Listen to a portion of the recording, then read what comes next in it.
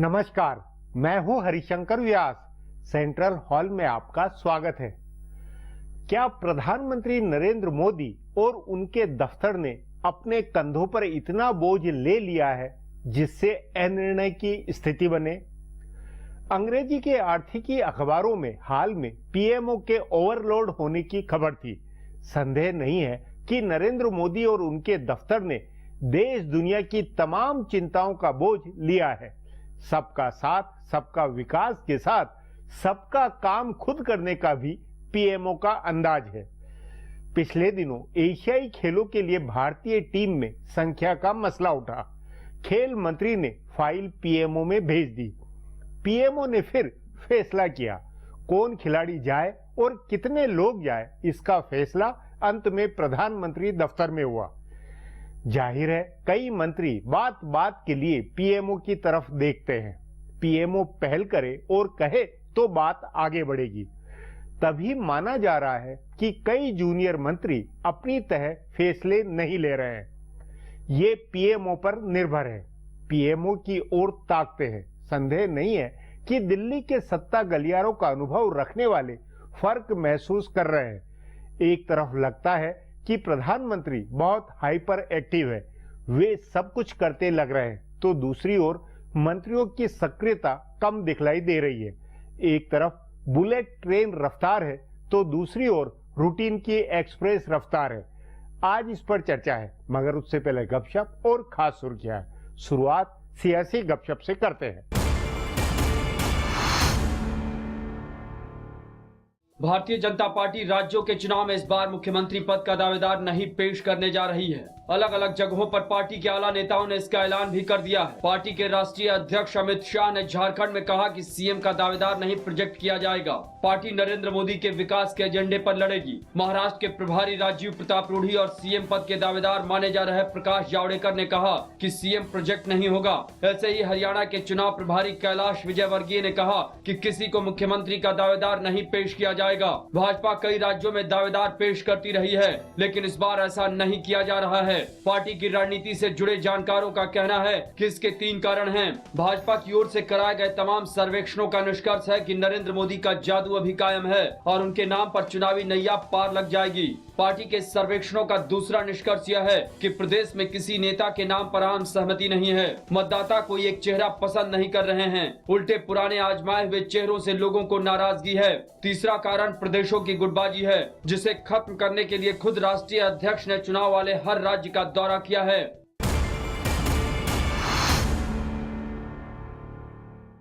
Congress party में उपाध्यक्ष राहुल गांधी के करीब पहुंचने की होड़ मची है। कांग्रेस के भीतर नेतृत्व को लेकर की जा रही बयानबाजी इससे ज्यादा कुछ नहीं है। पार्टी के जानकार सूत्रों का कहना है कि राहुल गांधी अपनी नई टीम बनाने जा रहे हैं। कांग्रेस अध्यक्ष सोनिया गांधी की ओर से उनको हरी झंडी मिल गई है। पार्टी के वरिष्ठ नेताओं को बता दिया गया है कि नेतृत्व संभालने की लाइन में दूसरे नंबर पर राहुल हैं। प्रियंका गांधी राजनीति में सक्रिय नहीं होने जा रही हैं और राहुल अगले साल पूरी तरह से संगठन संभालेंगे। तभी लोकसभा चुनाव के बाद अचानक प्रियंका लाओ की जो मुहिम शुरू हुई थी वो थम गई है। अब कांग्रेस के नेता प्रियंका गांधी को लाने की मांग नहीं कर रहे हैं। दूसरी ओर राहुल गांधी ने संगठन में फेरबदल का काम शुरू कर दिया है। बताया जा रहा है कि अखिल भारतीय कांग्रेस कमेटी से लेकर प्रदेश कांग्रेस कमेटियों तक नए चेहरे लाए जा रहे हैं। इस काम में सोनिया और प्रियंका गांधी दोनों राहुल की मदद करेंगे। कांग्रेस के जानकार सूत्रों का कहना है कि बुराड़ी में हुए कांग्रेस के महाअधिवेशन के समय से दिग्विजय सिंह जिस फॉर्मूले की बात कर रहे हैं उसे राहुल गांधी लागू कर सकते हैं। राज्यों में नए और युवा नेताओं को अध्यक्ष बनाया जाएगा, जैसे राजीव गांधी ने दिग्विजय सिंह और अहमद पटेल को बनाया था। राहुल के करीबी माने जाने वाले नेताओं को बड़ी जिम्मेदारी मिलेगी।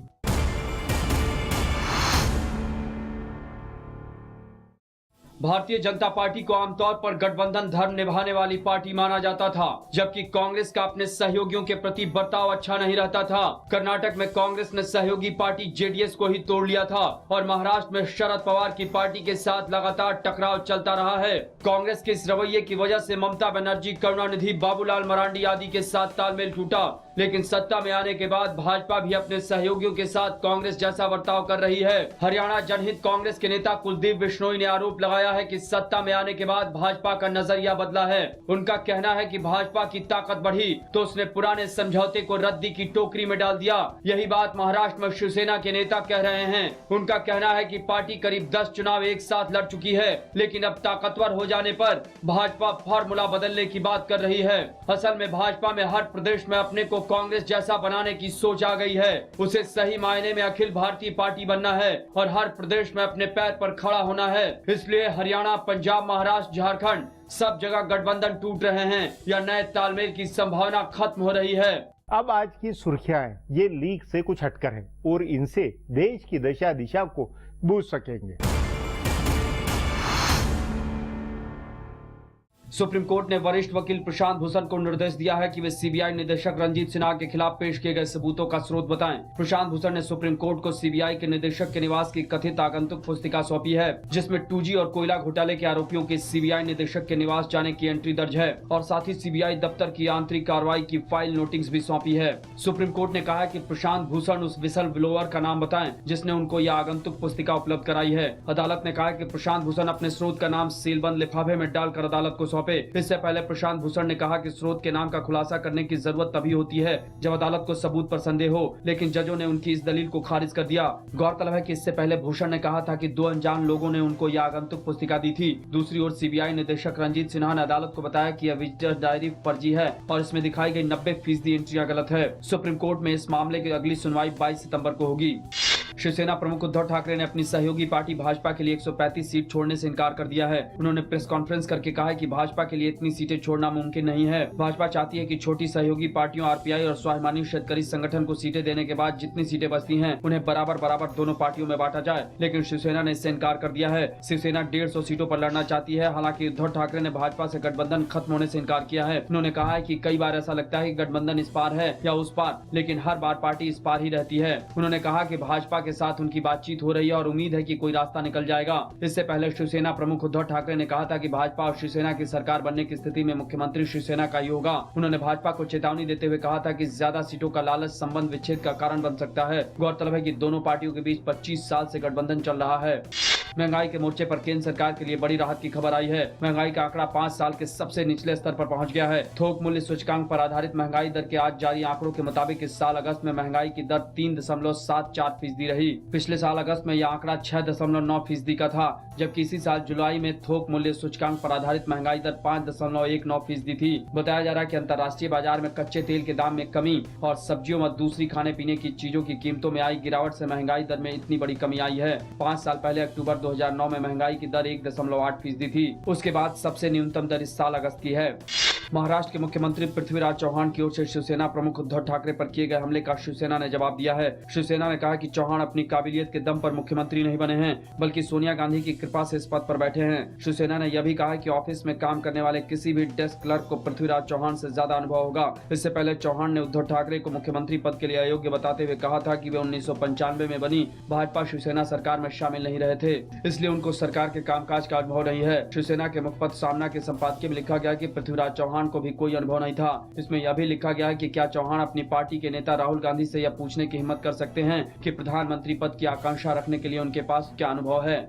आंध्र प्रदेश के मुख्यमंत्री चंद्रबाबू नायडू ने ई गवर्नेंस की दिशा में एक और बड़ा कदम उठाया है। आज उन्होंने पहली पेपरलेस कैबिनेट बैठक की। उनकी इस कैबिनेट बैठक को ई कैबिनेट बैठक कहा जा रहा है। इसमें खुद मुख्यमंत्री के हाथ में टैबलेट कंप्यूटर था और उनके सभी मंत्रियों के हाथ में भी ऐसे ही डिवाइस थे। कैबिनेट का सारा एजेंडा इलेक्ट्रॉनिकली रिकॉर्ड किया गया था और सारे फैसले सीधे कंप्यूटर में ही दर्ज किए गए, जिसकी कॉपी तत्काल सबको फॉरवर्ड कर दी गई। यह पहली इस तरह की बैठक थी। राज्य सरकार की ओर से बताया गया कि बैठक का एजेंडा और मिनट सब इलेक्ट्रॉनिकली रिकॉर्ड किए गए।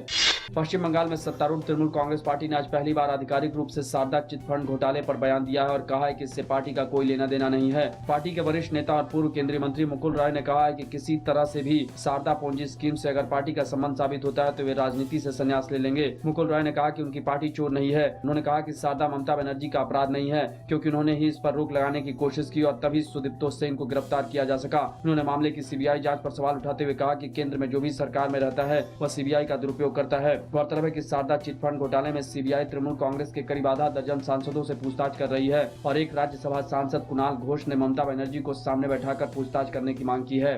फिलहाल अब एक ब्रेक है, फिर खुलासा होगा।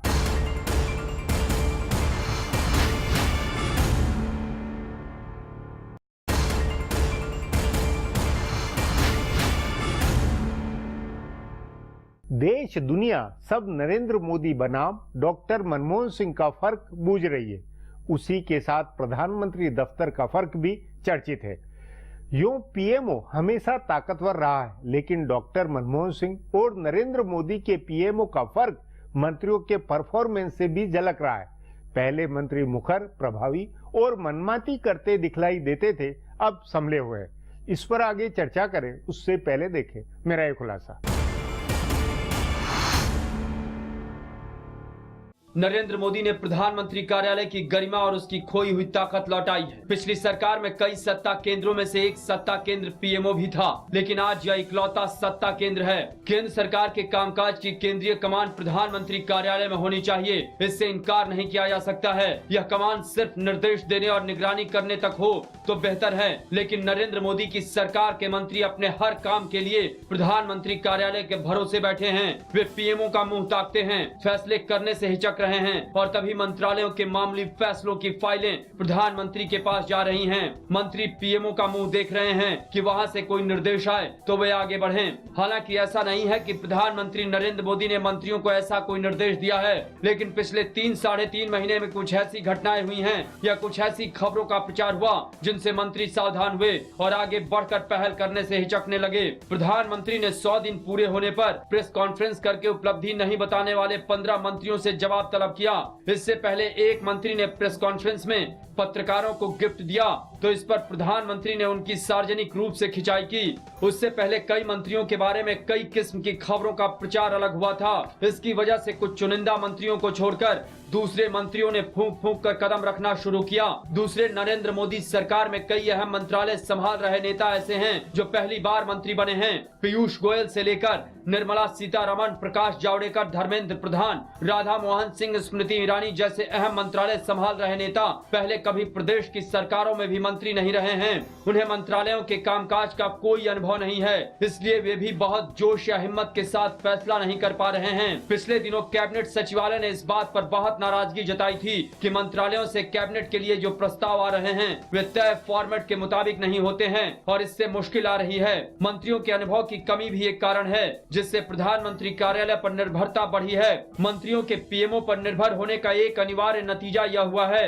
कि प्रधानमंत्री कार्यालय पर बहुत ज्यादा बोझ बढ़ गया है। प्रधानमंत्री नरेंद्र मोदी अपनी रुचि से बुनियादी ढांचे के विकास, आर्थिक महत्व के मसलों और विदेशी मामलों में लगे रहते हैं। उन्होंने अपने आप को कूटनीति और उसके जरिए देश की अर्थव्यवस्था में जान फूंकने के काम में लगाया है, लेकिन इनके अलावा छोटे छोटे मसलों की भी उनके पास भरमार हो गई है। वे हर महीने बुनियादी ढांचे से जुड़े मंत्रालयों की बैठक कर रहे हैं और समीक्षा कर रहे हैं। गंगा की सफाई पर वे बैठक कर रहे हैं, यहाँ तक कि खेल से जुड़े मामूली फैसलों की फाइलें भी उनके पास जा रही हैं। सरकार के कुछ चुने हुए मंत्री मसलन राजनाथ सिंह, अरुण जेटली, नितिन गडकरी आदि ही अपनी तरफ से फैसले कर रहे हैं। बाकी मंत्रियों की निर्भरता पीएमओ पर बनी है। इससे सरकार के काम में एकरूपता तो आएगी, लेकिन धीरे धीरे काम के निपटारे की गति धीमी हो जाएगी। इससे प्रधानमंत्री कार्यालय के कामकाज पर भी असर हो सकता है। अब एक ब्रेक है, उसके बाद प्रधानमंत्री दफ्तर पर चर्चा करेंगे।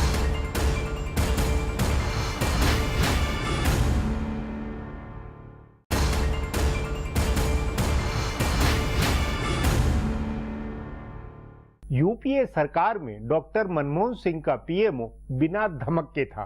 ठीक विपरीत नरेंद्र मोदी के पीएमओ ने सरकार का पूरा गोवर्धन पर्वत उठा रखा है। एक नई कार्य संस्कृति है। सवाल है इसकी क्या खूबियां है और ये कितनी सही है या इसमें जोखिम ज्यादा है। इस पर चर्चा के लिए आज मेरे साथ वरिष्ठ पत्रकार जयंत घोषाल है।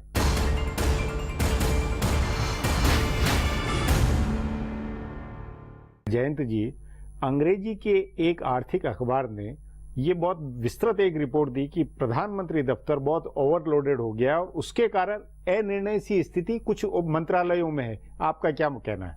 देखिए, ये एक टीथिंग ट्रबल है। मतलब शुरू में जो होता है, मुझे लगता है कि ये समस्या इतना बड़ी समस्या नहीं होगी, क्योंकि जब आप कुछ करना चाहते हैं तब उसका रास्ता भी निकलेगा। क्योंकि मंत्री जो है वो धीरे धीरे अभी वो भी अकस्टम्ड हो रहे हैं, सीख रहे हैं। इसमें 2-3 कारण है। देखिए, एक कारण है कि नरेंद्र मोदी इतना फास्ट है, इतना एक्टिव है और उनके जो सोच है, जो विचार है, इतने उनके बिग थॉट, बिग उनके साथ टैली करना, उनके साथ मतलब पैरिटी रख के फैसला लेना, ये जो मिनिस्टर्स हैं, हो सकता है कि एनडीए जमाने में बहुत लोग मिनिस्टर्स थे, लेकिन वो जो मिनिस्टर्स थे वो लोग वाजपेयी जी के जो समय और आज के समय में बहुत अंतर है। वाजपेयी जी के समय जो उनके जो स्पीड और आज के स्पीड में बहुत फर्क है। और नरेंद्र मोदी जी के जो स्टाइल ऑफ फंक्शनिंग है, वो गुजरात सीएम के नाते वो हम लोग दिल्ली में देखते थे, लेकिन अभी मंत्री जी नरेंद्र मोदी के जो स्टाइल ऑफ फंक्शनिंग के साथ उतना परिचित नहीं थे। इंटरनली बाहर से देखना और अंदर से देखने में फर्क है। और हर समय सोचते हैं कि हम जो फैसला ले रहे हैं या सोच रहे हैं, क्या ये प्रधानमंत्री को ग्रीन सिग्नल, हरी झंडी देगा या नहीं देगा। तो पहले तो नरेंद्र मोदी का जो फिलोसॉफी है, क्या चाहते हैं, उसमें थोड़ा टाइम तो आपको देना पड़ेगा। नहीं, लेकिन मुद्दा ये है बुरी एक तरह से ये कि नरेंद्र मोदी दिल्ली आए, पीएमओ में बैठे, अपने साथ टीम बनाई, सब कुछ किया, वो एकदम फास्ट रफ्तार में सब समय पूरे देश दुनिया का, पूरी दुनिया जहां का जिम्मा मतलब काम कर रहे हैं, सब कर रहे हैं। तो उसके अनुपात में मंत्री भी, जो कई तो अनुभवी भी है, वो मंत्री क्यों नहीं कदम ताल उनके साथ मिला के चल पा रहे हैं। तो उमा भारती, जैसे गंगा का सफाई का मामला है, उमा भारती क्यों नहीं उतनी इफेक्टिवली काम कर पा रही? क्योंकि देखिए उसके कारण है कि पहले 10 साल, अब देखिए यूपीए के, उसमें हम लोग सब लोग बहुत बार चर्चा किए हैं कि कितना पॉलिसी पैरालिसिस हो गया था। और वो पॉलिसी पैरालिसिस के कारण अभी जब नरेंद्र मोदी शुरू किया तो उनके जो फास्ट ट्रैक में लाना, तो उसमें जो ब्यूरोक्रेसी है, वो ब्यूरोक्रेसी का बहुत एक इंपॉर्टेंट रोल रहती है। जो मिनिस्टर्स हैं उनके साथ साथ ब्यूरोक्रेसी, एक फाइल दिल्ली में है, हमारा भी 30 साल हो गया है, एक जॉइंट सेक्रेटरी बहुत कितना इंपॉर्टेंट है। एक फाइल का 7 दिन डिले होने के कारण फाइनेंस मिनिस्ट्री में कितने इंडस्ट्रियलिस्ट का, कितना बैंक का फैसला में इधर उधर हो सकता है, हम देख चुके हैं बहुत सालों से। तो अभी नरेंद्र मोदी जो डू इट नाउ फिलोसॉफी है कि ये आज मैंने कह रहा हूं कि कल फाइल आने दे, तो इसमें एक समस्या क्या होता है कि उसमें जो बाबूडम है, जो नौकरशाही का, वो एक मंत्री उसको फाइल तैयार करके पीएमओ भेजने में 15 मिनट लगता है। एक विजिटर जो आ रहे हैं मंत्री जी से मुलाकात करने के लिए, उसके गाड़ी का नंबर गेट में भेजने के लिए मैंने देख चुका है कि 1 दिन लग जाता है, सुबह आएगा तो 8। तो ये कोई मंत्री अचानक बदल नहीं सकते हैं। और दूसरी तरफ प्राइम मिनिस्टर चाहते हैं इसको बदलना, तो इसमें एक ट्रांजिशनल फेज में अभी चल रहा है। नहीं, तो उसमें आपका मानना है कि उसी के कारण पीएमओ के अंदर ज्यादा मामले रेफर हो रहे हैं, ज्यादा काम हो रहा है, ये उसकी वजह ये है कि मंत्री क्योंकि अपने आप को बदल नहीं पा रहे हैं, या जो वहां की मंत्रालयों की जो ब्यूरोक्रेसी है वो उतनी चुस्त नहीं हो पा रही, इसलिए पीएमओ में काम बढ़ रहा है। बिल्कुल बिल्कुल। देखिए पहले एक एनआरकी हो गया था, ये एनआरकी हुआ था क्योंकि कोई प्रधानमंत्री जी का जो अथॉरिटी था 10 साल में इतना इरोडेड हो गया था कि प्रधानमंत्री मतलब वो अथॉरिटी नहीं है। और सोनिया जी और प्रधानमंत्री जी दोनों में डबल एक मतलब डिसीजन मेकिंग अथॉरिटीज के कारण बहुत कंफ्यूजन था। उस समय समस्या दूसरा था कि पावर, डेलीगेटेड पावर जो है मिनिस्टर्स का, वो मंत्री प्रधानमंत्री जैसी भी ज्यादा क्षमता था। अभी उल्टा हो गया ना। मतलब ये कि पहले मंत्री अब मनमानी करते थे, अपने आप में एक अलग अलग सबका सत्ता केंद्र बना हुआ था, और प्रधानमंत्री दफ्तर क्योंकि बहुत हल्का था, इसलिए अब वो कंट्रास्ट में लगता है कि नहीं, अब बिल्कुल स्थिति बदली है। बिल्कुल, मतलब प्रधानमंत्री मान लीजिए कह रहे हैं कि इकोनॉमिक रिफॉर्म में ये करना है, और फाइनेंस मिनिस्टर और सोनिया जी बैठ के और कोई मैनिफेस्टो का पार्टी लाइन ले रहे हैं, तो ये समस्या अभी नहीं है। अभी तो उल्टा है कि प्राइम मिनिस्टर ओवरलोडेड, जो आप सब इस्तेमाल कर रहे हैं वो सही है कि ओवरलोडेड है, क्योंकि प्रधानमंत्री अभी हर चीज में अपना जो दिलचस्पी है, जो नॉलेज है, एक फूड प्रोसेसिंग का भी कैबिनेट नोट, मोदी जी अगर मान लीजिए कैबिनेट एजेंडा पहले मिनिस्टर्स को कितना ब्रीफ किया जाता था, अभी कैबिनेट एजेंडा भी प्रधानमंत्री फूड प्रोसेसिंग से लेके कोई लेबर मिनिस्ट्री का भी फाइल पहले वो ब्रीफ्ड होते हैं। तो इसमें प्रधानमंत्री क्या चाहते हैं, क्या नहीं चाहते हैं, उसके लिए मुझे लगता है कम से कम 6 महीने तो ये सिस्टम को पहले पीएमओ और वो सिस्टम होने के, उसका फिर असर धीरे धीरे मंत्रालय और बाकी वो होगा, तब एक बैलेंस बनेगा। और प्रधानमंत्री मान लीजिए जैसे कोई मंत्री गिफ्ट दे रहे हैं, गिफ्ट पत्रकार को देना उचित है या अनुचित है, कम से कम एक मंत्री मंत्री का एक्सपीरियंस से जो पता चला, अभी दूसरे मंत्री ये नहीं करेंगे, तो ये एक ट्रायल एंड एरर मेथड है। ये हर इशू में हम मंत्री को दोष नहीं देंगे, लेकिन ये प्रधानमंत्री का जो स्पीड, अगर मान लीजिए मैराथन स्पीड है, उसके साथ साथ मंत्री का स्पीड वो नहीं है। उसमें 2-3 मिनिस्टर उनके साथ टैली कर सकते हैं, लेकिन ज्यादा से ज्यादा नहीं कर सकते हैं अभी भी। तो और वो जो पुराने स्टाइल है वाजपेयी जी के समय का, वो भी बहुत बड़ा परिवर्तन उसमें भी आ गया है। अभी ग्रुप ऑफ मिनिस्टर्स नहीं है, अभी आपका फैसला तुरंत लेना पड़ रहा है। तो ये सब मामले में पेट्रोलियम का प्राइस घटाना है, ये बढ़ाना है, उसमें इंटरेस्ट रेट कम करना है, ये भी प्राइम मिनिस्टर के ऑफिस से क्लियरेंस होगा तो मिनिस्टर उसके बाद एक्ट करेंगे।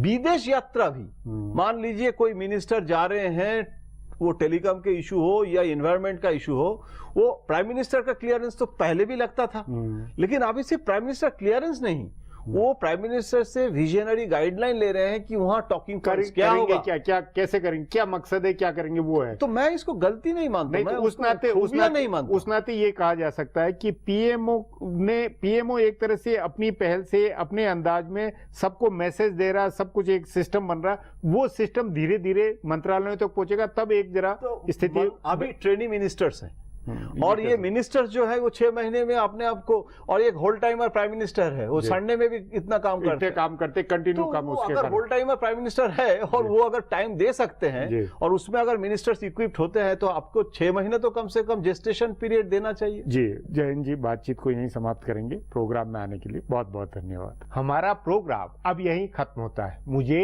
इजाजत दीजिए, कल फिर मिलेंगे इसी चैनल पर, इसी समय।